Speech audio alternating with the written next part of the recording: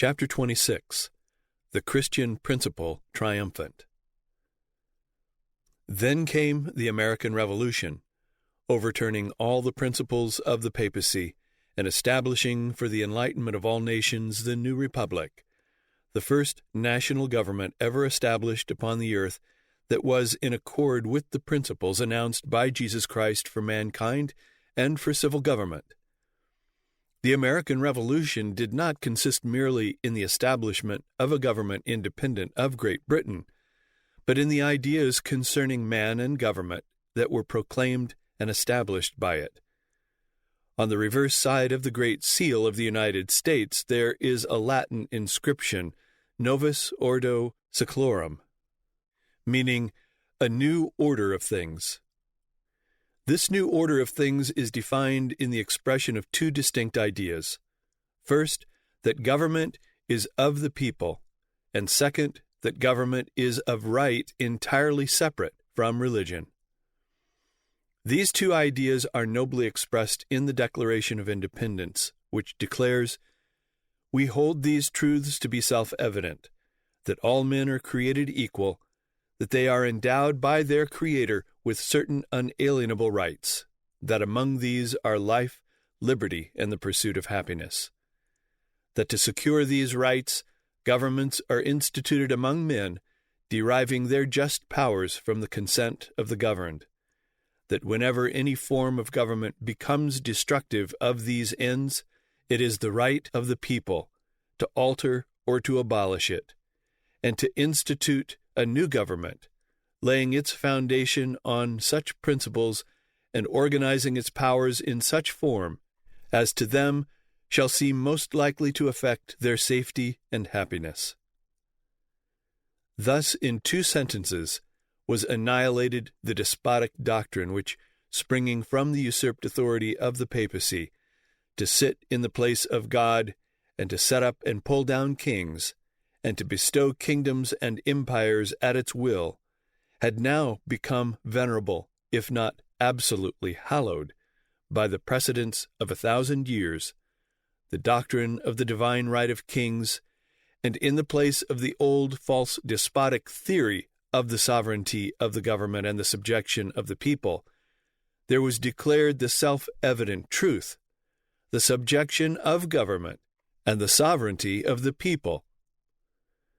In declaring the equal and inalienable right of all men to life, liberty, and the pursuit of happiness, and that governments derive their just powers from the consent of the governed, there is not only declared the sovereignty of the people, but also the entire capability of the people. The declaration in itself presupposes that men are men indeed, and that as such they are fully capable of deciding for themselves as to what is best for their happiness and how they shall pursue it, without the governments being set up as a parent or guardian to deal with them as with children.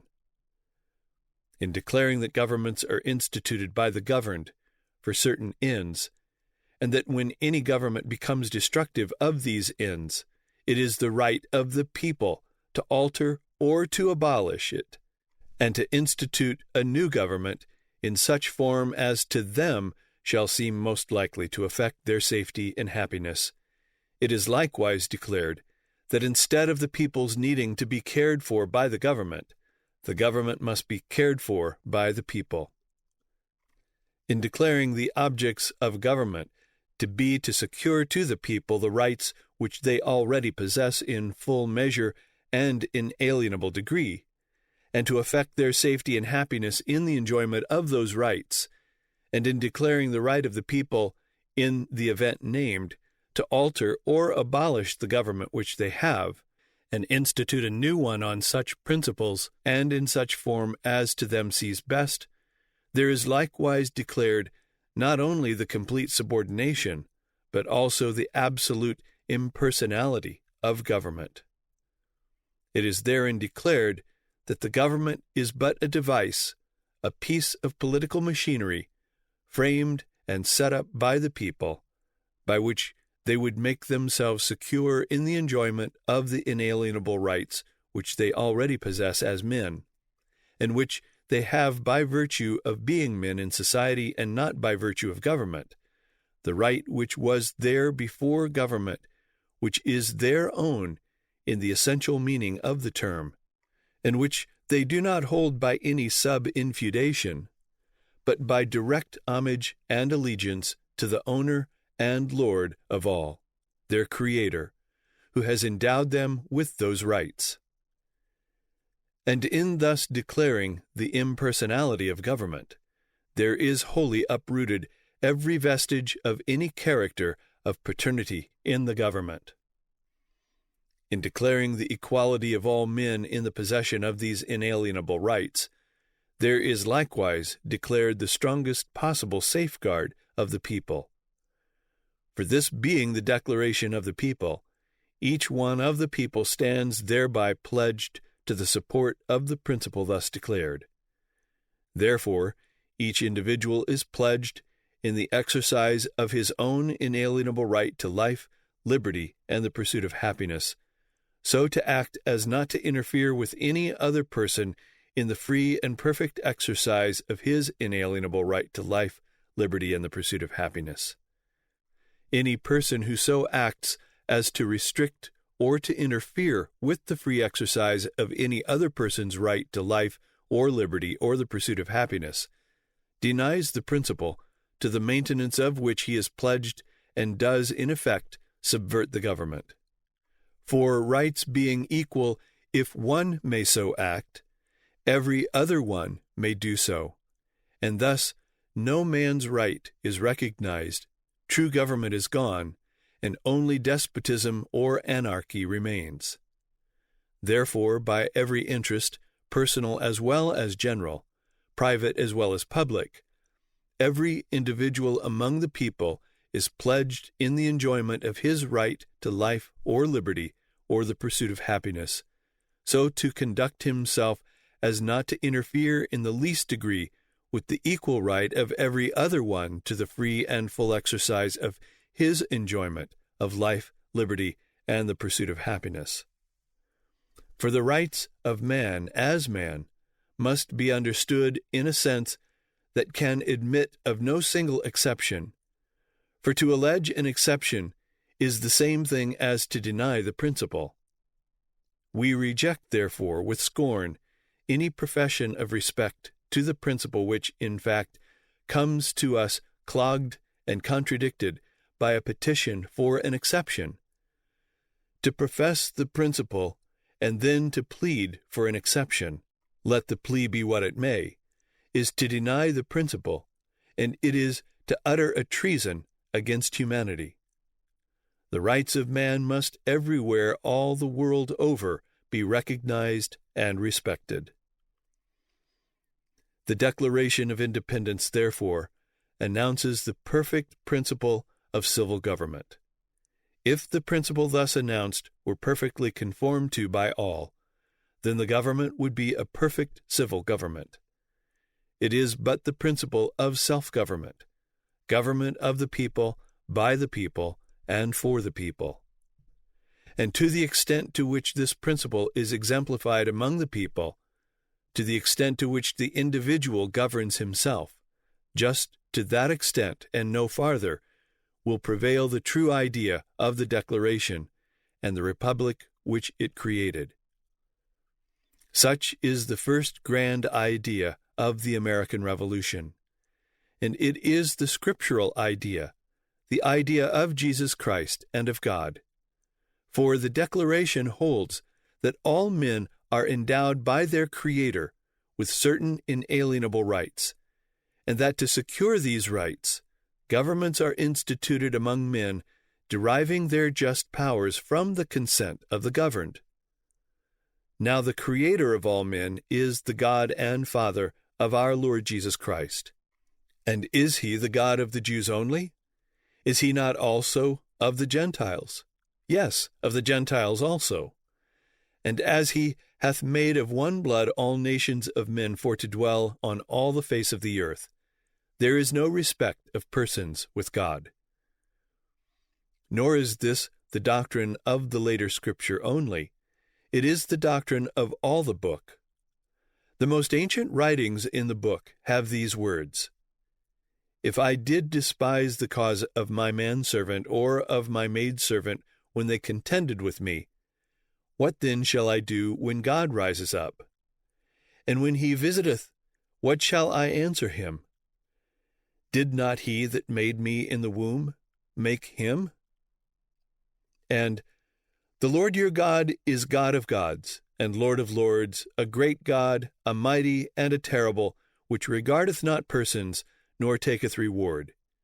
He doth execute the judgment of the fatherless and widow, and loveth the stranger in giving him food and raiment. Love ye therefore the stranger. The stranger that dwelleth with you shall be unto you as one born among you, and thou shalt love him as thyself." In the discussions which brought forth the Declaration and developed the Revolution, the doctrine found expression in the following forceful and eloquent words: "Government is founded not on force, as was the theory of Hobbes, nor on compact, as was the theory of Locke and of the Revolution of 1688, nor on property, as was asserted by Harrington. It springs from the necessities of our nature and has an everlasting foundation in the unchangeable will of God. Man came into the world and into society at the same instant. There must exist in every earthly society a supreme sovereign, from whose final decision there can be no appeal but directly to heaven. This supreme power is originally and ultimately in the people, and the people never did in fact freely, nor can rightfully, make an unlimited renunciation of these divine rights. Kingcraft and priestcraft are a trick to gall the vulgar. The happiness of mankind demands that this grand and ancient alliance should be broken off forever. The omniscient and omnipotent monarch of the universe has, by the grand charter given to the human race, placed the end of government in the good of the whole. The form of government is left to the individuals of each society. Its whole superstructure and administration should be conformed to the law of universal reason.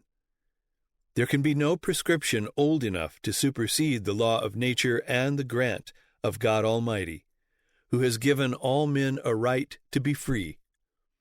If every prince since Nimrod had been a tyrant, it would not prove a right to tyrannize. The administrators of legislative and executive authority, when they verge toward tyranny, are to be resisted. If they prove incorrigible, are to be deposed. The first principle and great end of government being to provide for the best good of all the people, this can be done only by a supreme legislative and executive ultimately in the people or whole community where God has placed it. But the difficulties attending a universal Congress gave rise to a right of representation. Such a transfer of the power of the whole to a few was necessary, but to bring the powers of all into the hands of one or some few, and to make them hereditary, is the interested work of the weak and the wicked. Nothing but life and liberty are actually hereditable. The grand political problem is to invent the best combination of the powers of legislation and execution. They must exist in the state, just as in the revolution of the planets, one power would fix them to a center, and another carry them off indefinitely. But the first and simple principle is equality and the power of the whole. The British colonists do not hold their liberties or their lands by so slippery a tenure as the will of the prince. Colonists are men, the common children of the same Creator with their brethren of Great Britain. The colonists are men. The colonists are therefore freeborn.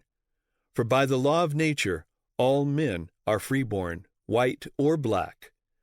No good reason can be given for enslaving those of any color. Is it right to enslave a man because his color is black? or his hair short and curled like wool, instead of Christian hair? Can any logical inference in favor of slavery be drawn from a flat nose or a long or short face? The riches of the West Indies or the luxury of the metropolis should not have weight to break the balance of truth and justice. Liberty is the gift of God and cannot be annihilated.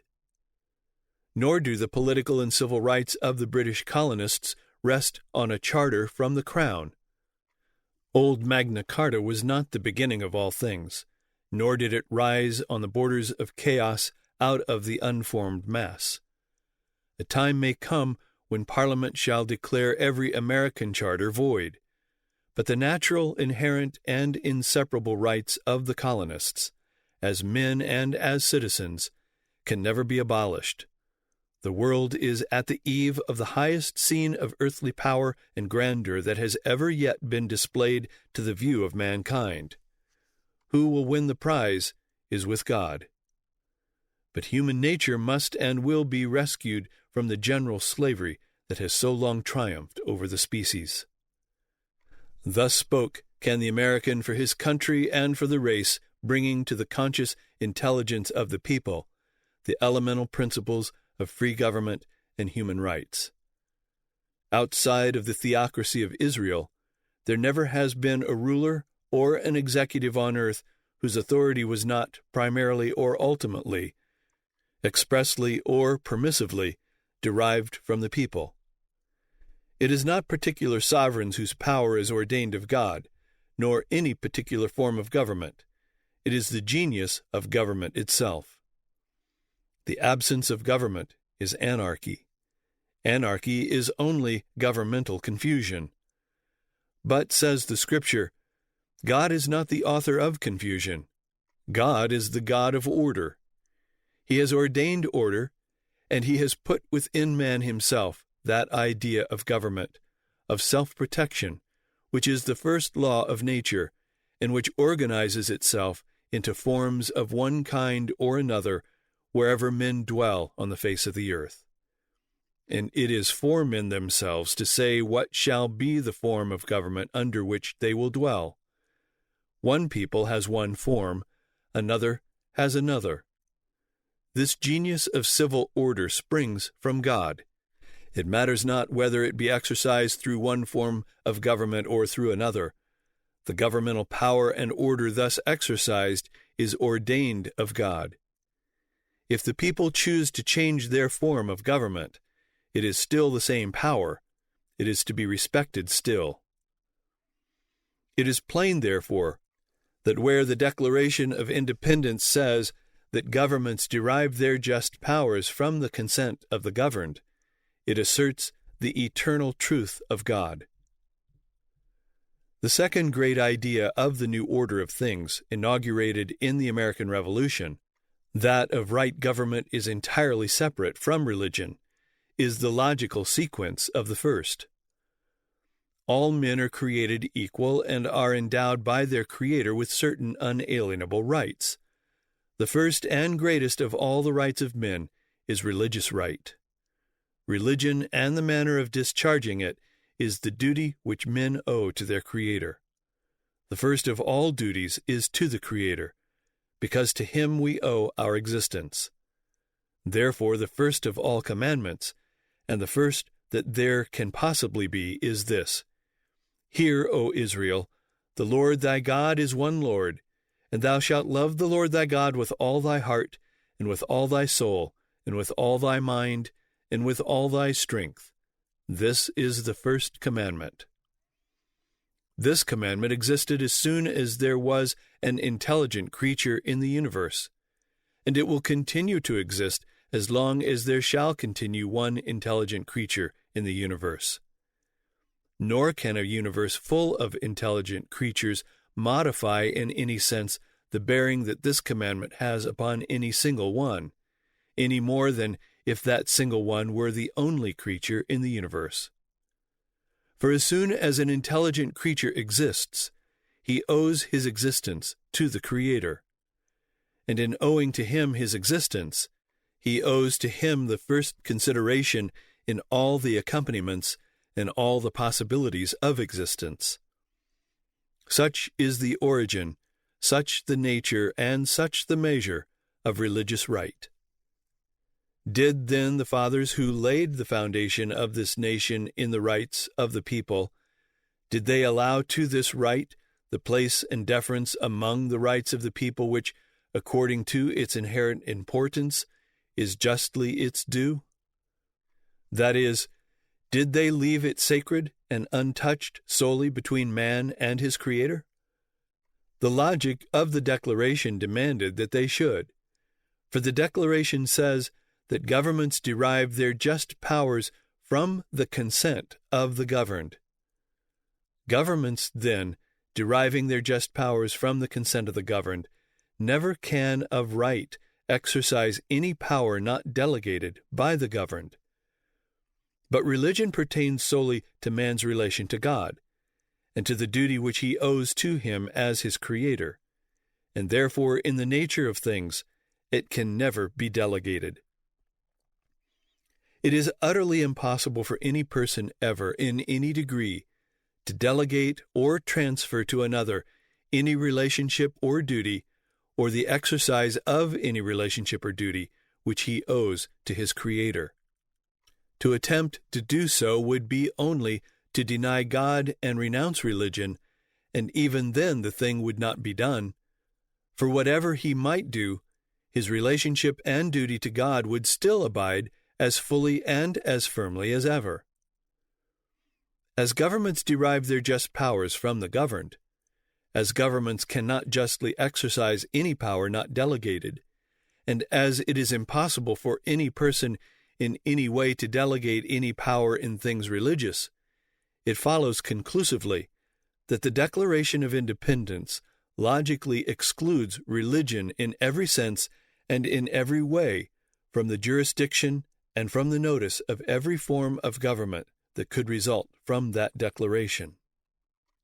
This is scriptural, too, for to the definition that religion is the recognition of God as an object of worship, love, and obedience, the Scripture responds, "It is written, As I live, saith the Lord, every knee shall bow to me, and every tongue shall confess to God." So then every one of us shall give account of himself to God. To the statement that religion is man's personal relation of faith and obedience to God, the Scripture responds, "Hast thou faith? Have it to thyself before God."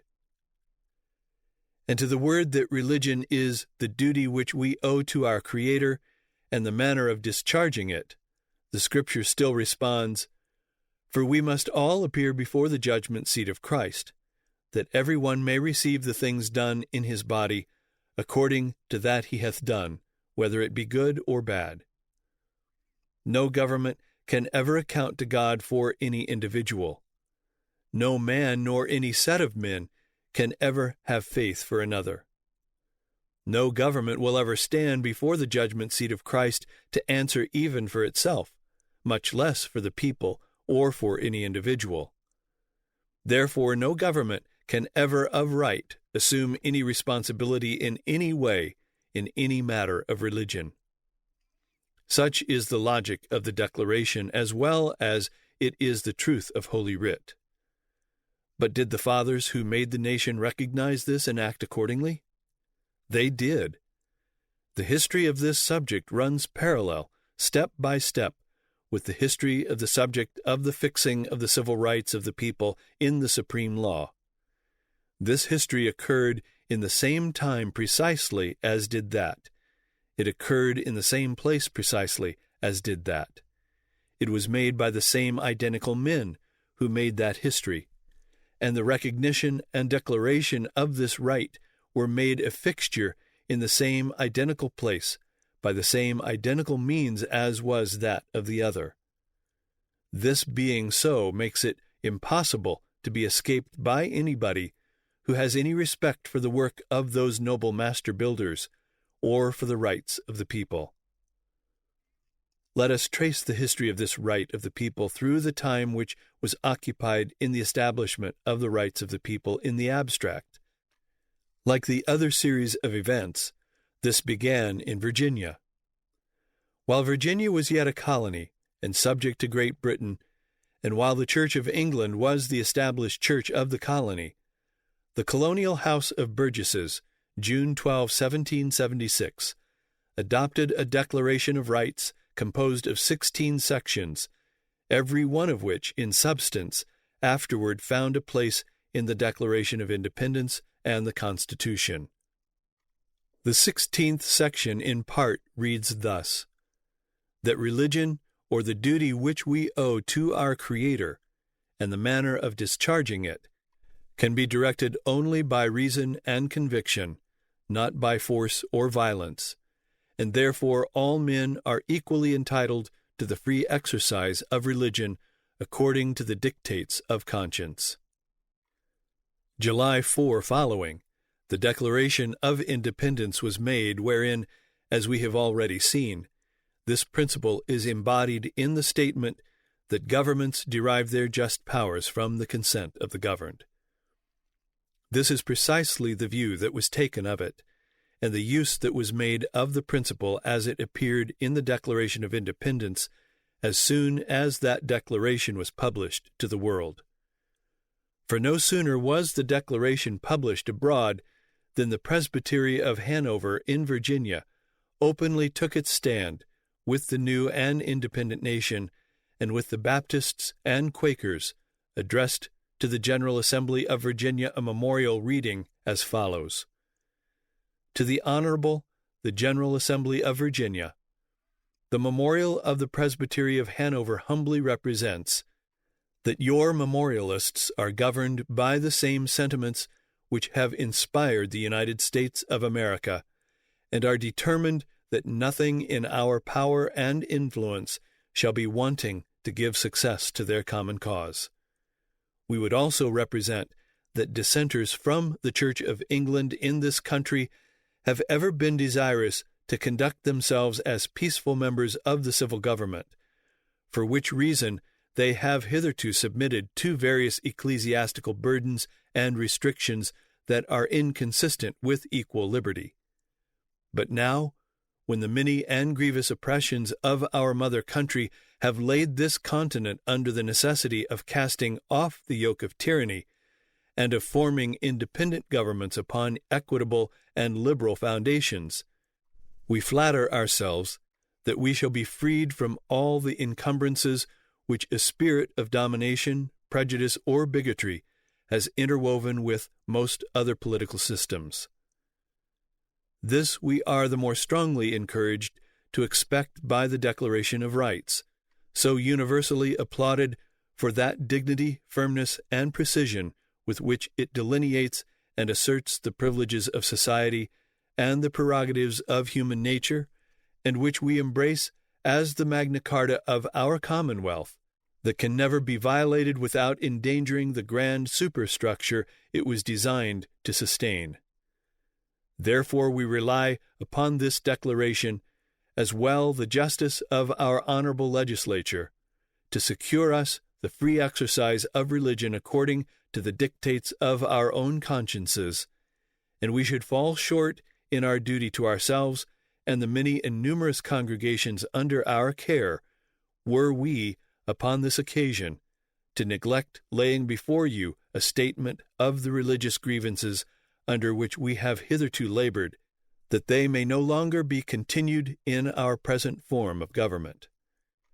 It is well known that in the frontier counties, which are justly supposed to contain a fifth part of the inhabitants of Virginia, the dissenters have borne the heavy burdens of purchasing glebes, building churches, and supporting the established clergy, where there are very few Episcopalians either to assist in bearing the expense or to reap the advantage, and that throughout other parts of the country there are also many thousands of zealous friends and defenders of our state, who, besides the invidious and disadvantageous restrictions to which they have been subjected, annually pay large taxes to support an establishment from which their consciences and principles oblige them to dissent, all of which are confessedly so many violations of their natural rights, and in their consequences a restraint upon freedom of inquiry and private judgment. In this enlightened age, and in a land where all of every denomination are united in the most strenuous efforts to be free, we hope and expect that our representatives will cheerfully concur in removing every species of religious as well as civil bondage. Certain it is that every argument for civil liberty gains additional strength when applied to liberty in the concerns of religion, and there is no argument in favor of establishing the Christian religion but may be pleaded with equal propriety for establishing the tenets of Muhammad by those who believe the Alcoran, or, if this be not true, it is at least impossible for the magistrate to adjudge the right of preference among the various sects that profess the Christian faith without erecting a claim to infallibility, which would lead us back to the Church of Rome. We beg leave farther to represent that religious establishments are highly injurious to the temporal interests of any community, without insisting upon the ambition and the arbitrary practices of those who are favored by the government, of the intriguing, seditious spirit which is commonly excited by this as well as by every other kind of oppression. Such establishments greatly retard population and consequently the progress of arts, sciences, and manufacturers. Witness the rapid growth and improvement of the northern provinces compared with this. No one can deny that the more early settlements and the many superior advantages of our country would have invited multitudes of artificers, mechanics, and other useful members of society to fix their habitation among us, who have either remained in their place of nativity or preferred worse civil governments and a more barren soil, where they might enjoy the rights of conscience more fully than they had a prospect of doing in this, from which we infer that Virginia might have been now the capital of America, and a match for the British arms, without depending on others for the necessaries of war, had it not been prevented by her religious establishment. Neither can it be made to appear that the gospel needs any such civil aid. We rather conceive that when our blessed Savior declares his kingdom is not of this world, he renounces all dependence upon state power, and as his weapons are spiritual, and were only designed to have influence on the judgment and heart of man, we are persuaded that if mankind were left in quiet possession of their inalienable religious privileges, Christianity, as in the days of the apostles, would continue to prevail and flourish in the greatest purity by its own native excellence and under the all-disposing providence of God. We would also humbly represent that the only proper objects of civil government are the happiness and protection of men in the present state of existence, the security of the life, liberty, and property of the citizens, and to restrain the vicious and encourage the virtuous by wholesome laws, equally extending to every individual, but that the duty which we owe to our Creator and the manner of discharging it can only be directed by reason and conviction, and is nowhere cognizable but at the tribunal of the universal judge. Therefore we ask no ecclesiastical establishments of ourselves, neither can we approve them when granted to others. This, indeed, would be giving exclusive or separate emoluments or privileges to one set of men without any special public services, to the common reproach and injury of every other denomination. And for the reason recited, we are induced earnestly to entreat that all laws now in force in this commonwealth which countenance religious domination may be speedily repealed, that all of every religious sect may be protected in the full exercise of their several modes of worship, exempted from all taxes for the support of any church whatsoever, farther than what may be agreeable to their own private choice or voluntary obligation. This being done, all partial and invidious distinction will be abolished, to the great honor and interest of the state, and everyone be left to stand or fall according to his merit, which can never be the case so long as any one denomination is established in preference to the others. That the great Sovereign of the universe may inspire you with unanimity, wisdom, and resolution, and bring you to a just determination on all the important concerns before you, is the fervent prayer of your memorialists.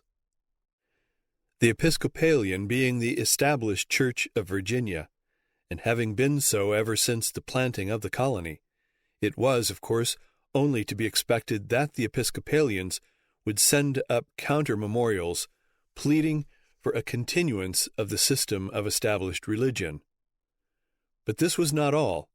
The Methodists joined with the Episcopalians in this plan.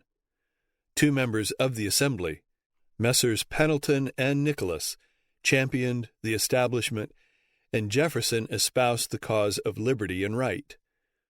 After nearly 2 months of what Jefferson pronounced the severest contest in which he was ever engaged, the cause of freedom prevailed, and December 6, 1776, the Assembly passed a law repealing all the colonial laws and penalties prejudicial to dissenters, releasing them from any further compulsory contributions to the Episcopal Church, and discontinuing the state support of the Episcopal clergy after January 1, 1777. A motion was then made to levy a general tax for the support of teachers of the Christian religion, but it was postponed till a future assembly. To the next assembly, petitions were sent by the Episcopalians and the Methodists, pleading for the general assessment. But the Presbytery of Hanover, still strongly supported by the Baptists and the Quakers, was again on hand with a memorial in which it referred to the points previously presented, and then proceeded as follows.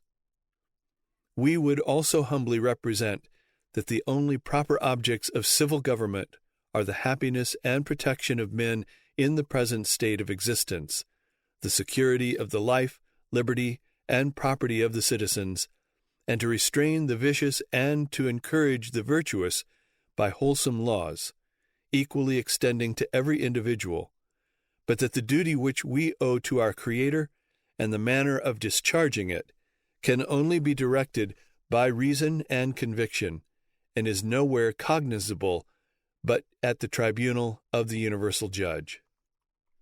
To illustrate and confirm these assertions, we beg leave to observe that to judge for ourselves and to engage in the exercise of religion agreeably to the dictates of our own consciences is an unalienable right, which, upon the principles on which the gospel was first propagated and the Reformation from popery carried on, can never be transferred to another. Neither does the Church of Christ stand in need of a general assessment for its support, and most certain we are that it would be of no advantage but an injury to the society to which we belong. And as every good Christian believes that Christ has ordained a complete system of laws for the government of his kingdom, so we are persuaded that by his providence he will support it to its final consummation. In the fixed belief of this principle, that the kingdom of Christ and the concerns of religion are beyond the limits of civil control, we should act a dishonest, inconsistent part were we to receive any emoluments from human establishments for the support of the gospel. These things being considered, we hope that we shall be excused for remonstrating against a general assessment for any religious purpose. As the maxims have long been approved, that every servant is to obey his master, and that the hireling is accountable for his conduct to him from whom he receives his wages, in like manner, if the legislature has any rightful authority over the ministers of the gospel in the exercise of their sacred office, and if it is their duty to levy a maintenance for them as such, then it will follow that they may revive the old establishment in its former extent, or ordain a new one for any sect they may think proper, They are invested with a power not only to determine, but it is incumbent on them to declare who shall preach, what they shall preach, to whom, when, and in what places they shall preach, or to impose any regulations and restrictions upon religious societies that they may judge expedient. These consequences are so plain as not to be denied, and they are so entirely subversive of religious liberty, that if they should take place in Virginia, we should be reduced to the melancholy necessity of saying with the apostle in like cases, "Judge ye whether it is best to obey God or men," and also of acting as they acted. Therefore, as it is contrary to our principles and interest, and, as we think, subversive of religious liberty, we do again most earnestly entreat that our legislature would never extend any assessment for religious purposes to us or to the congregations under our care. In 1779, by this memorial and more, by the strenuous efforts of the Baptists, the bill was defeated after it had been ordered to the third reading. At the same time, in 1779, Jefferson prepared with his own hand and proposed for adoption as a part of the revised Code of Virginia an act for establishing religious freedom, which ran as follows: "Well aware that Almighty God hath created the mind free, that all attempts to influence it by temporal punishments or burdens, or by civil incapacitations, tend only to beget habits of hypocrisy and meanness, and are a departure from the plan of the Holy Author of our religion, who, being Lord both of body and mind, yet chose not to propagate it by coercions on either, as was in his almighty power to do, that the impious presumption of legislatures and rulers, civil as well as ecclesiastical, who being themselves but fallible and uninspired men, have assumed dominion over the faith of others, setting up their own opinions and modes of thinking as the only true and infallible, and as such endeavoring to impose them on others, hath established and maintained false religions over the greatest part of the world, and through all time, that to compel a man to furnish contributions of money for the propagation of opinions which he disbelieves is sinful and tyrannical, that even the forcing him to support this or that teacher of his own religious persuasion is depriving him of the comfortable liberty of giving his contributions to the particular pastor whose morals he would make his pattern, and whose powers he feels most persuasive to righteousness, and is withdrawing from the ministry those temporal rewards which, proceeding from an approbation of their personal conduct, are an additional incitement to earnest and unremitting labors for the instruction of mankind, that our civil rights have no dependence upon our religious opinions, more than our opinions in physics or geometry, that therefore the proscribing any citizen as unworthy the public confidence, by laying upon him an incapacity of being called to the offices of trust and emolument, unless he profess or renounce this or that religious opinion, is depriving him injuriously of those privileges and advantages to which, in common with his fellow citizens, he has a natural right, that it tends to corrupt the principles of that very religion it is meant to encourage, by bribing with a monopoly of worldly honors and emoluments those who will externally profess and conform to it, that, though indeed these are criminal who do not withstand such temptation, yet neither are those innocent who lay the bait in their way, that to suffer the civil magistrate to intrude his powers into the field of opinion, and to restrain the profession or propagation of principles on the supposition of their ill tendency, is a dangerous fallacy, which at once destroys all religious liberty, because he, being of course judge of that tendency, will make his opinions the rule of judgment, and approve or condemn the sentiments of others only as they shall square with or differ from his own. That it is time enough for the rightful purposes of civil government for its officers to interfere when principles break out into overt actions against peace and good order. And finally, that truth is great and will prevail if left to herself, that she is the proper and sufficient antagonist to error, and has nothing to fear from the conflict unless by human interposition, disarmed of her natural weapons, free argument and debate, errors ceasing to be dangerous when it is permitted freely to contradict them. Be it therefore enacted by the General Assembly, that no man shall be compelled to frequent or support any religious worship, place, or ministry whatsoever, nor shall be enforced, restrained, molested, or burthened in his body or goods, nor shall otherwise suffer on account of his religious opinions or belief, but that all men shall be free to profess and by argument to maintain their opinions in matters of religion, and that the same shall in no wise diminish, enlarge, or affect their civil capacities.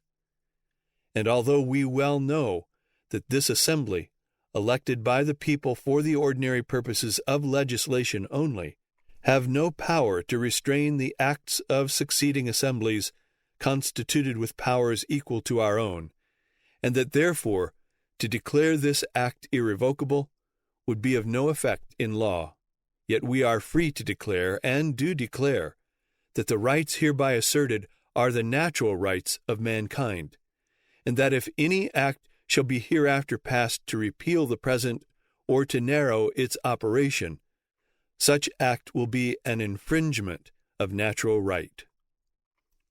This proposed law was submitted to the whole people of Virginia for their deliberate reflection before the vote should be taken in the General Assembly for its enactment into law as a part of the revised code. From this time forward, the war for independence became the all-absorbing question, and this movement for the establishment of the Christian religion was compelled to stand in abeyance until the war had ended. At the first opportunity, however, after peace had come again to the country, the subject was again forced upon the General Assembly of Virginia in the fall of 1784 by the petitioners under the lead of the Protestant Episcopal Church for the establishment of a provision for teachers of the Christian religion. Their petitions, favored by Patrick Henry, Harrison, then governor, Pendleton, the chancellor, Richard Henry Lee, and many others of the foremost men, alleged a decay of public morals, and the remedy asked for was a general assessment. At this point, the Presbyterian clergy swerved and accepted the measure, provided it should respect every human belief, even of the Mussulman and the Gentoo. The Presbyterian people, however, held fast to the principle, and the Baptists, as ever in those days, alike ministers and people, held steadfastly to the principle and rejected any alliance with the state. Early in the session, Patrick Henry introduced a resolution to allow the presentation of a bill in accordance with the wishes of the petitioners. Personally, Jefferson was out of the country being minister to France, but his bill for establishing religious freedom, which had been submitted to the people in 1779, was still before them, and though personally absent, he took a lively interest in the contest, and his pen was busy. His place in the General Assembly was most worthily filled by Madison, as the leader in the cause of religious right.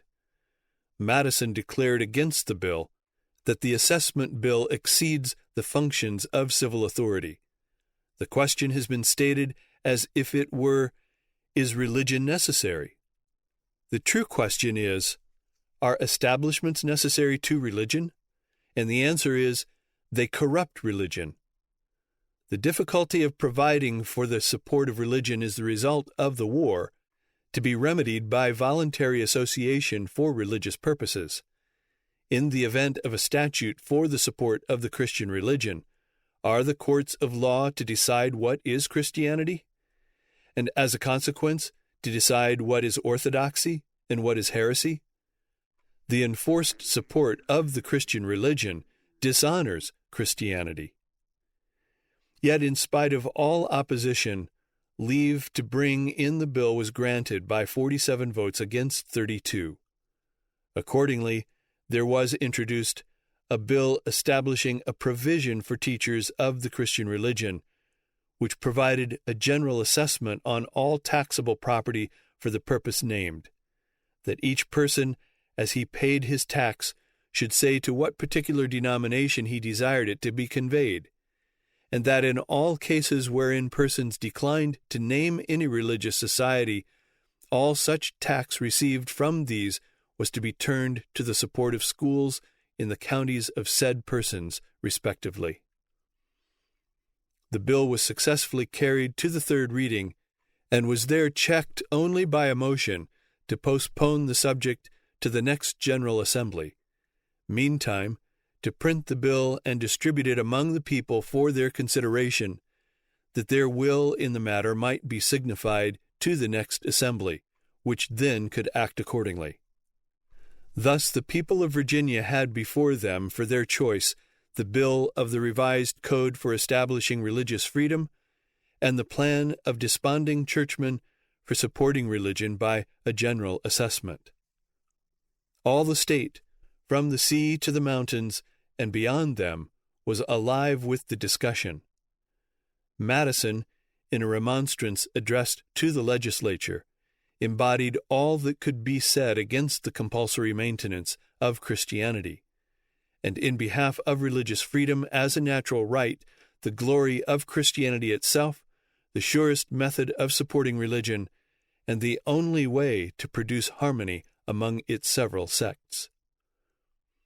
This noble remonstrance, which embodied all that could be said upon the subject, should be ingrained in the minds of the American people today, because all that it said then needs to be said now, even with a double emphasis. This masterly document, which, on the subject of religious right, holds the same high place as does the Declaration of Independence on the subject of rights in general, is here given in full and runs as follows. We, the subscribers, citizens of the said Commonwealth, having taken into serious consideration a bill printed by order of the last session of General Assembly entitled, A Bill Establishing a Provision for Teachers of Christian Religion, and conceiving that the same, if finally armed with the sanctions of a law, will be a dangerous abuse of power, we are bound as faithful members of a free state to remonstrate against it, and to declare the reasons by which we are determined. We remonstrate against the said bill, number 1, because we hold it for a fundamental and undeniable truth that religion, or the duty which we owe to our Creator, and the manner of discharging it, can be directed only by reason and conviction, not by force or violence. The religion, then, of every man must be left to the conviction and conscience of every man, and it is the right of every man to exercise it as these may dictate. This right is in its nature an unalienable right.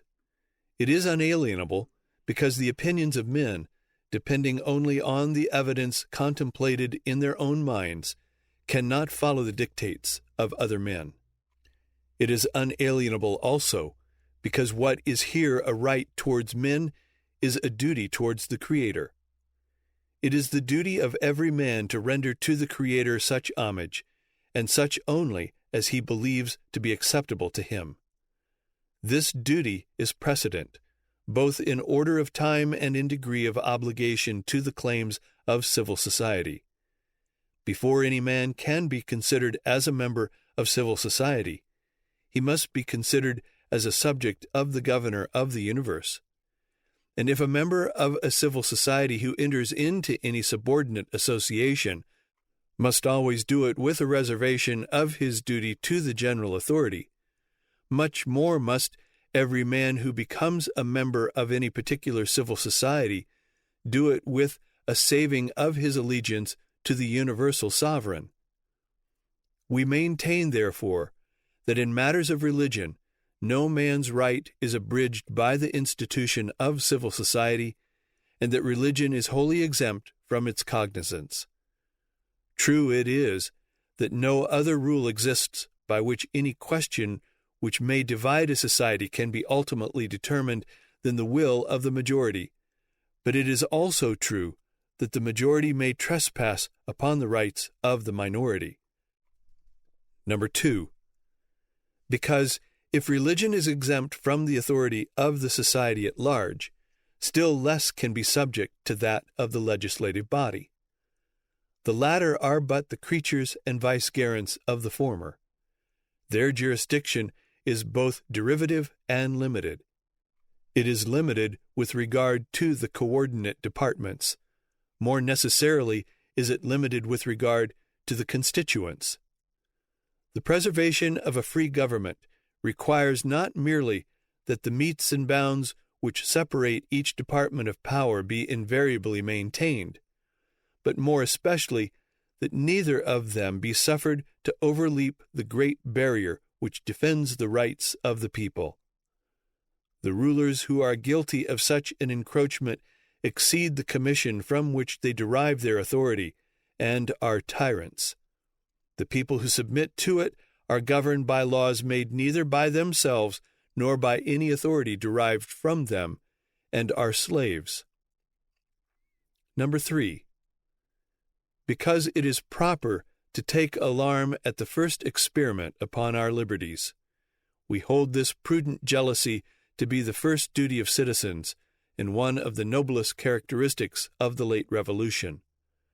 The freemen of America did not wait till usurped power had strengthened itself by exercise and entangled the question in precedents. They saw all the consequences in the principle, and they avoided the consequences by denying the principle. We revere this lesson too much soon to forget it. Who does not see that the same authority which can establish Christianity, in exclusion of all other religions, may establish with the same ease any particular sect of Christians in exclusion of all other sects? That the same authority which can force a citizen to contribute 3 pence only of his property for the support of any one establishment may force him to conform to any other establishment in all cases whatsoever. Number 4. Because the bill violates that equality which ought to be the basis of every law, and which is more indispensable in proportion as the validity or expediency of any law is more liable to be impeached. If all men are by nature equally free and dependent, all men are to be considered as entering into society on equal conditions, as relinquishing no more and therefore retaining no less one than the other of their natural rights. Above all are they to be considered as retaining an equal title to the free exercise of religion according to the dictates of conscience. Whilst we assert for ourselves a freedom to embrace, to profess, and to observe the religion which we believe to be of divine origin, we cannot deny an equal freedom to them whose minds have not yet yielded to the evidence which has convinced us. If this freedom be abused, it is an offense against God, not against man. To God, therefore, not to man, must an account of it be rendered. As the bill violates equality by subjecting some to peculiar burdens, so it violates the same principle by granting to others peculiar exemptions. Are the Quakers and Mennonists the only sects who think a compulsive support of their religions unnecessary and unwarrantable? Can their piety alone be entrusted with the care of public worship? Ought their religions to be endowed above all others with extraordinary privileges by which proselytes may be enticed from all others? We think too favorably of the justice and good sense of these denominations to believe that they either covet preeminences over their fellow citizens, or that they will be seduced by them from the common opposition to the measure. Number 5. Because the bill implies either that the civil magistrate is a competent judge of religious truths, or that he may employ religion as an engine of civil policy. The first is an arrogant pretension, falsified by the contradictory opinions of rulers in all ages and throughout the world. The second, an unhallowed perversion of the means of salvation. Number 6. Because the establishment proposed by the bill is not requisite for the support of the Christian religion. To say that it is a contradiction to the Christian religion itself, for every page of it disavows a dependence on the powers of this world. It is a contradiction to fact, for it is known that this religion both existed and flourished, not only without the support of human laws, but in spite of every opposition from them, and not only during the period of miraculous aid, but long after it had been left to its own evidence and the ordinary care of providence.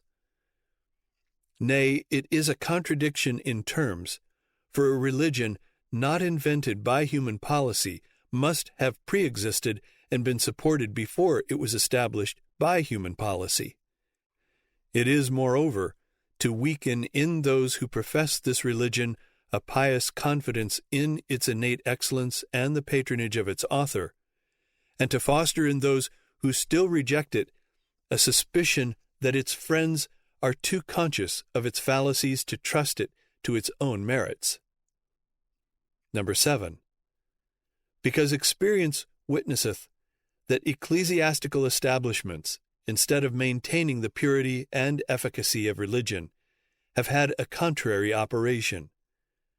During almost 15 centuries has the legal establishment of Christianity been on trial. What have been its fruits? More or less, in all places, pride and indolence in the clergy, ignorance and servility in the laity, in both superstition, bigotry, and persecution. Inquire of the teachers of Christianity for the ages in which it appeared in its greatest luster. Those of every sect point to the ages prior to its incorporation with civil polity. Propose a restoration of this primitive state, in which its teachers depend on the voluntary regard of their flocks. Many of them predict its downfall. On which side ought their testimony to have greatest weight, when for or when against their interest? Number 8. Because the establishment in question is not necessary for the support of civil government. If it be urged as necessary for the support of civil government only as it is a means of supporting religion, and it be not necessary for the latter purpose, it cannot be necessary for the former. If religion be not within the cognizance of civil government, how can its legal establishment be necessary to civil government? What influence, in fact, have ecclesiastical establishments had on civil society? In some instances, they have been seen to erect a spiritual tyranny on the ruins of civil authority. In many instances, they have been seen upholding the thrones of political tyranny. In no instance have they been seen the guardians of the liberties of the people. Rulers who wished to subvert the public liberty may have found in established clergy convenient auxiliaries. A just government, instituted to secure and perpetuate it, needs them not. Such a government will be best supported by protecting every citizen in the enjoyment of his religion with the same equal hand which protects his person and his property, by neither invading the equal rights of any sect, nor suffering any sect to invade those of another. Number 9. Because the proposed establishment is a departure from that generous policy which, offering an asylum to the persecuted and oppressed of every nation and religion, promised a luster to our country, and an accession to the number of its citizens. What a melancholy mark is this bill of sudden degeneracy! Instead of holding forth an asylum to the persecuted, it is itself a signal of persecution. It degrades from the equal rank of citizens all those whose opinions in religion do not bend to those of the legislative authority. Distant as it may be in its present form from the Inquisition, it differs from it only in degree. The one is the first step, the other is the last in the career of intolerance. The magnanimous sufferer of this cruel scourge in foreign regions must view the bill as a beacon on our coast, warning him to seek some other haven where liberty and philanthropy, in their due extent, may offer a more certain repose from his troubles. Number 10. Because it will have a like tendency to banish our citizens. The allurements presented by other situations are every day thinning their number. To superadd a fresh motive to emigration by revoking the liberty which they now enjoy would be the same species of folly which has dishonored and depopulated flourishing kingdoms. Number 11. Because it will destroy that moderation and harmony which the forbearance of our laws to intermeddle with religion has produced among its several sects. Torrents of blood have been spilt in the Old World in consequence of vain attempts of the secular arm to extinguish religious discord by proscribing all differences in religious opinion. Time has at length revealed the true remedy. Every relaxation of narrow and rigorous policy, wherever it has been tried, has been found to assuage the disease.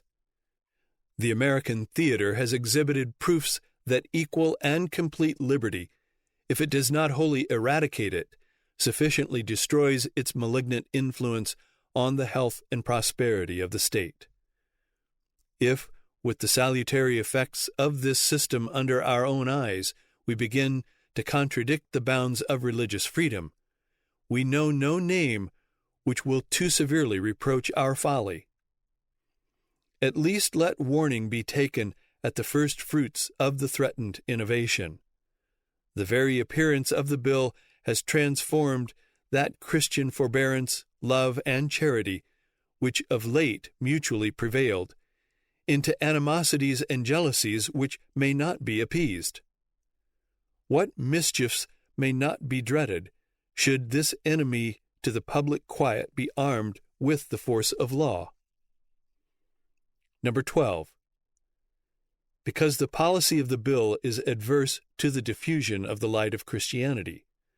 The first wish of those who enjoy this precious gift ought to be that it may be imparted to the whole race of mankind. Compare the number of those who have as yet received it with the number still remaining under the dominion of false religions, and how small is the former. Does the policy of the bill tend to lessen the disproportion? No.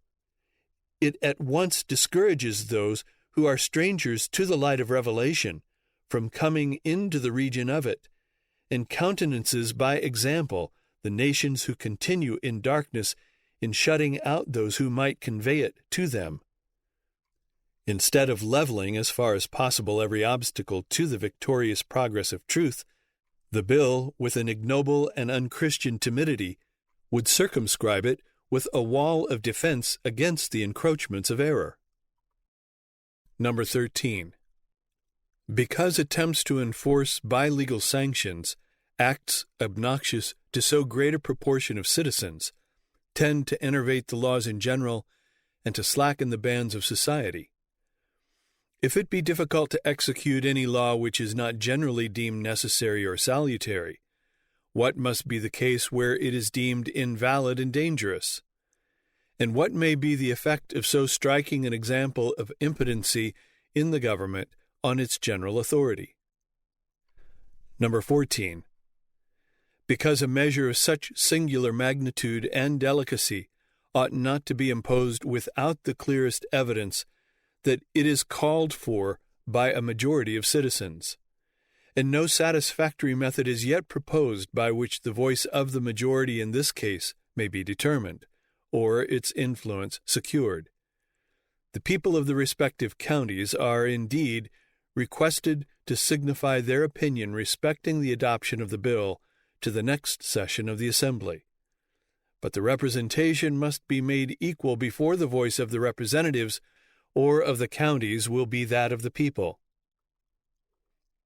Our hope is that neither the former will, after due consideration, espouse the dangerous principle of the bill. Should the event disappoint us, it will still leave us in full confidence that a fair appeal to the latter will reverse the sentence against our liberties. Number 15. Because finally, the equal right of every citizen to the free exercise of his religion, according to the dictates of conscience, is held by the same tenure with all our other rights. If we recur to its origin, it is equally the gift of nature. If we weigh its importance, it cannot be less dear to us. If we consult the declaration of those rights which pertain to the good people of Virginia as the basis and foundation of government, it is enumerated with equal solemnity, or rather with studied emphasis. Either, then, we must say that the will of the legislature is the only measure of their authority, and that in the plenitude of that authority they may sweep away all our fundamental rights, or that they are bound to leave this particular right untouched and sacred. Either we must say that they may control the freedom of the press, may abolish the trial by jury, may swallow up the executive and judiciary powers of the state, nay, that they may despoil us of our very rights of suffrage, and erect themselves into an independent and hereditary assembly, or we must say that they have no authority to enact into a law the bill under consideration. We, the subscribers, say that the General Assembly of this Commonwealth have no such authority. And in order that no effort may be omitted on our part against so dangerous a usurpation, we oppose to it this remonstrance, earnestly praying, as we are in duty bound, that the supreme lawgiver of the universe, by illuminating those to whom it is addressed, may, on the one hand, turn their counsels from every act which would affront his holy prerogative or violate the trust committed to them, and on the other, guide them into every measure which may be worthy of his blessing, redound to their own praise, and establish more firmly the liberties, the prosperity, and the happiness of the Commonwealth. Washington, being asked his opinion on the question as it stood in the contest, answered that no man's sentiments were more opposed to any kind of restraint upon religious principles than were his. And further, as the matter now stands, I wish an assessment had never been agitated, and, as it has gone so far, that the bill die an easy death. The foregoing remonstrance was so thoroughly discussed and so well understood, and the will of the people on the subject was made so plain and emphatic, that when the legislature of Virginia assembled, no person was willing to bring forward the assessment bill, and it was never heard of more. Out of 117 articles of the revised code which were then reported, Madison selected for immediate action the one which related to religious freedom. The people of Virginia had held it under deliberation for 6 years.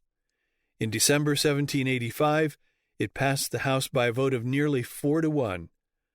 Attempts in the Senate for amendment produced only insignificant changes in the preamble, and on the 16th of January, 1786, Virginia placed among its statutes the very words of the original draft by Jefferson, with the hope that they would endure forever.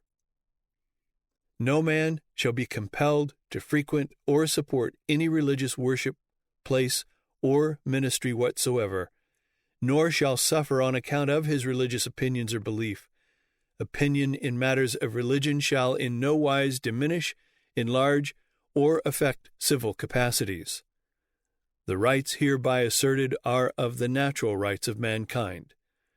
Of this blessed result, Madison happily exclaimed, "Thus in Virginia was extinguished forever the ambitious hope of making laws for the human mind." The effect of this notable contest in Virginia could not possibly be confined to that state, nor was such a thing desired by those who conducted it. It was understood and intended by those who then and there made this contest for religious right, that their labors should extend to all mankind this blessing and this natural right. The benefit of it was immediately felt throughout the country, and in every other American state oppressive statutes concerning religion fell into disuse and were gradually repealed. This statute of Virginia is the model upon which the clause respecting religious right has been founded in the constitutions of all the states in the Union to this day. In every instance, this statute has been embodied in its substance, and often in its very words, in the state constitutions. Nor was this all. It had also been foreseen that the happy consequences of this grand experiment would not be limited to America. The Statute of Virginia, translated into French and into Italian, was widely circulated through Europe. A part of the work of the noble army of martyrs was done. Yet the work of those who accomplished this grand victory was not then fully done, even in their direct efforts relating to their own country. As we have seen, this victory was completed January 16, 1786. Just a month before this, December 1785, the proposition made by Maryland to Virginia to call together commissioners from all the states to consider and regulate restrictions on commerce for the whole was laid before the very legislature which passed the bill establishing religious freedom in Virginia.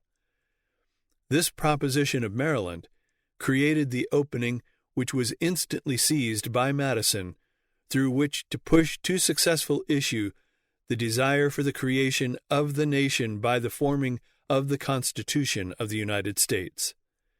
And in pushing to successful issue the desire for the creation of a national power, there was carried along also and finally fixed in the Constitution of the United States the same principle of religious right that had been so triumphantly fixed in the Code of Virginia. Religious right was made a constitutional right. The sole reference to religion in the Constitution as formed by the Convention and submitted to the people is in the declaration that no religious test shall ever be required as a qualification to any office or public trust under the United States.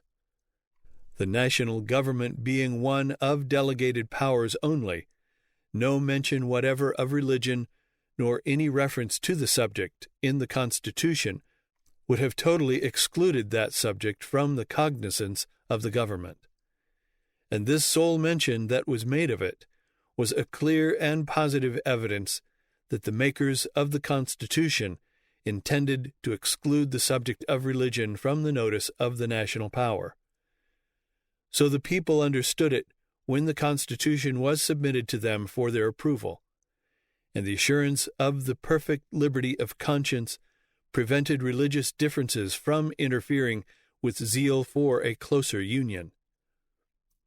As we have seen, the contest for religious right in Virginia in 1785-86 had awakened a deep interest in the subject in the other states, and when the principle of this natural right had triumphed in Virginia, the effect of it was felt in every other state. And when the Constitution came before the other states with a clear recognition of the same principle, this was a feature immensely in its favor throughout the country. After 5 states had ratified the Constitution, the country, from the St. Croix to the St. Mary's, now fixed its attention on Massachusetts, whose adverse decision would inevitably involve the defeat of the Constitution. Massachusetts ratified the Constitution, and in the doing of it she considered this very question of religious right. One member of the convention objected against the proposed Constitution that there is no provision that men in power should have any religion. A papist or infidel is as eligible as Christians. He was answered by 3 members that no conceivable advantage to the whole will result from a test. Another objected that it would be happy for the United States if our public men were to be of those who have a good standing in the church. To this it was answered that human tribunals for the consciences of men are impious encroachments upon the prerogatives of God. A religious test as a qualification for office would have been a great blemish. Again, it was objected that the absence of a religious test would open the door to popery and the Inquisition. And to this it was answered, in reason and the Holy Scriptures, religion is ever a matter between God and individuals, and therefore no man or men can impose any religious test without invading the essential prerogative of the Lord Jesus Christ. Ministers first assumed this power under the Christian name, and then Constantine approved of the practice when he adopted the profession of Christianity as an engine of state policy. And let the history of all nations be searched from that day to this, and it will appear that the imposing of religious tests has been the greatest engine of tyranny in the world. The action of Massachusetts, by its example, made sure the adoption of the Constitution. This particular point of religious right was specially discussed in that convention. The decision was in favor of the Constitution as it stood with reference to the separation of religion and the state. Therefore, it is certain from this fact alone, if there were no other, that it was the intent of the Constitution and the intention of the makers thereof, totally to exclude religion in every way from the notice of the general government. Yet this is not all. In the Virginia Convention, objection was made that the Constitution did not fully enough secure religious right, to which Madison, the father of the Constitution, answered, "There is not a shadow of right in the general government to intermeddle with religion. Its least interference with it would be a most flagrant usurpation. I can appeal to my uniform conduct on this subject, that I have warmly supported religious freedom." Nor yet was this all. By the people of the United States, it was deemed not sufficient. Knowing the inevitable tendency of men in power to fall in love with power, and to give themselves credit for inherent possession of it, and so to assert power that in no wise belongs to them, the people of the United States were not satisfied with the silence of the national charter, nor yet with this clear evidence of intention to exclude religion from the notice of the national power.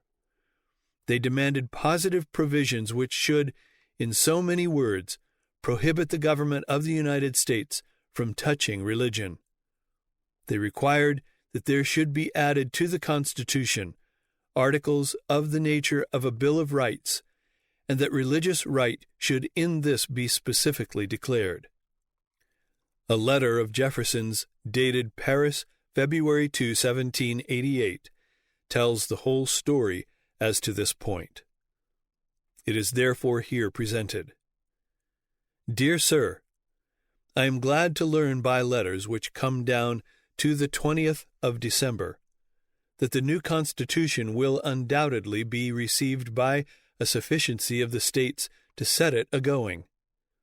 Were I in America, I would advocate it warmly till 9 should have adopted, and then as warmly take the other side to convince the remaining 4 that they ought not to come into it till the Declaration of Rights is annexed to it. By this means we should secure all the good of it, and procure as respectable an opposition as would induce the accepting states to offer a Bill of Rights. This would be the happiest turn the thing could take. I fear much the effects of the perpetual re-eligibility of the President, but it is not thought of in America, and have therefore no prospect of a change of that article. But I own it astonishes me to find such a change wrought in the opinions of our countrymen since I left them, as that 3/4 of them should be contented to live under a system which leaves to their governors the power of taking from them the trial by jury in civil cases, freedom of religion, freedom of the press, freedom of commerce, the habeas corpus laws, and of yoking them with a standing army. That is a degeneracy in the principles of liberty to which I had given 4 centuries instead of 4 years, but I hope it will all come about. To see how fully this letter stated the case, it is necessary only to read the first 10 amendments to the Constitution. These 10 amendments were the Bill of Rights which the people required to be added to the Constitution as it was originally framed. The first Congress under the Constitution met March 4, 1789, and in September of the same year, these 10 amendments were adopted.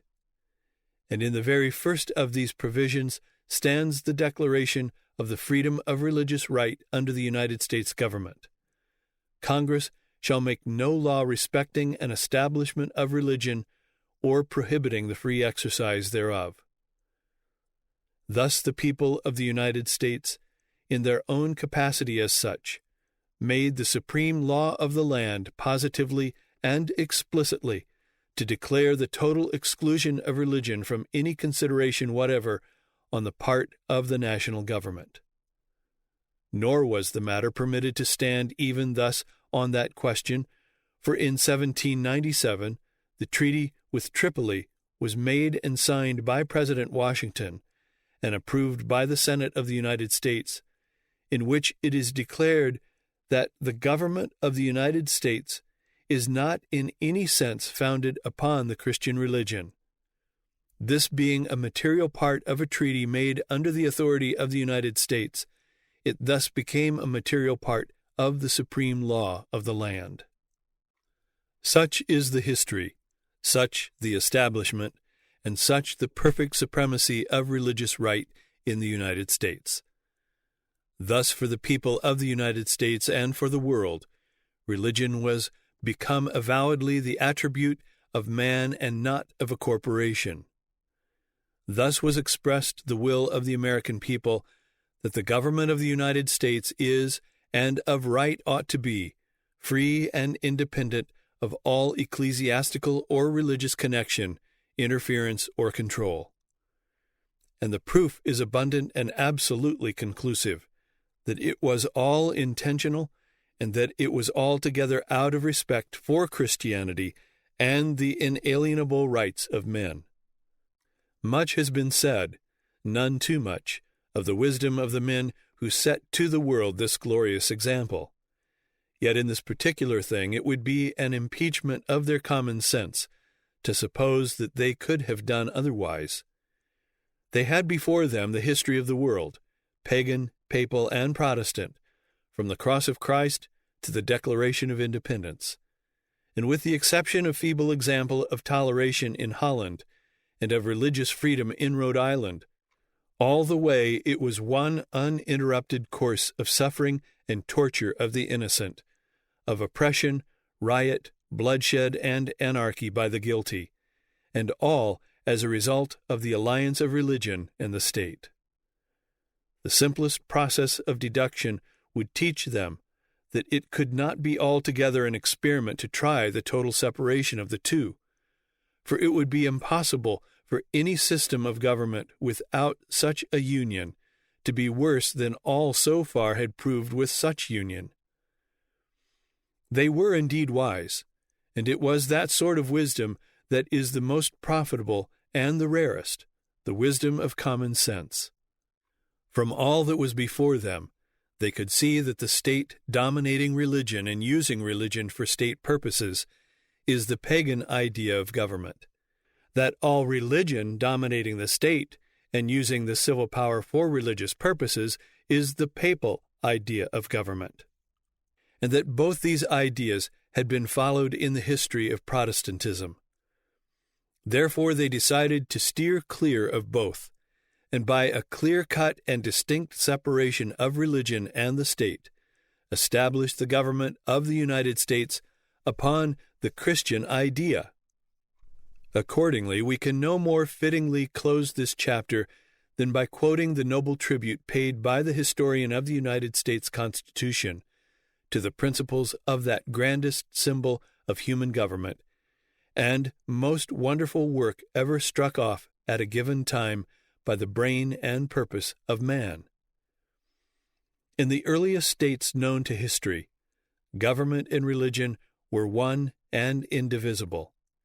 Each state had its special deity, and often these protectors, one after another, might be overthrown in battle, never to rise again. The Peloponnesian War grew out of a strife about an oracle. Rome, as it sometimes adopted into citizenship those whom it vanquished, introduced in like manner, and with good logic for that day, the worship of their gods. No one thought of vindicating religion for the conscience of the individual till a voice in Judea, breaking day for the greatest epoch in the life of humanity, by establishing a pure, spiritual, and universal religion for all mankind, enjoined to render to Caesar only that which is Caesar's. The rule was upheld during the infancy of the gospel for all men.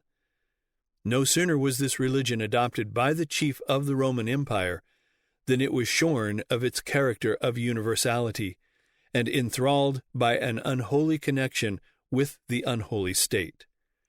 And so it continued till the new nation, the least defiled with the barren scoffings of the 18th century, the most general believer in Christianity of any people of that age, the chief heir of the Reformation in its purest forms, when it came to establish a government for the United States, refused to treat faith as a matter to be regulated by a corporate body or having a headship in a monarch or a state. Vindicating the right of individuality even in religion, and in religion above all, the new nation dared to set the example of accepting in its relations to God the principle first divinely ordained of God in Judea. It left the management of temporal things to the temporal power, but the American Constitution, in harmony with the people of the several states, withheld from the federal government the power to invade the home of reason, the citadel of conscience, the sanctuary of the soul, and not from indifference, but that the infinite power of eternal truth might move its freedom and purity and power. Thus, with perfect individuality extended to conscience, the Constitution of the United States, as it reads, stands as the sole monument of all history representing the principle which Christ established for earthly government. And under it, in liberty, civil and religious, in enlightenment and in progress, the nation of the United States deservedly stood as the beacon light of the world for more than 100 years.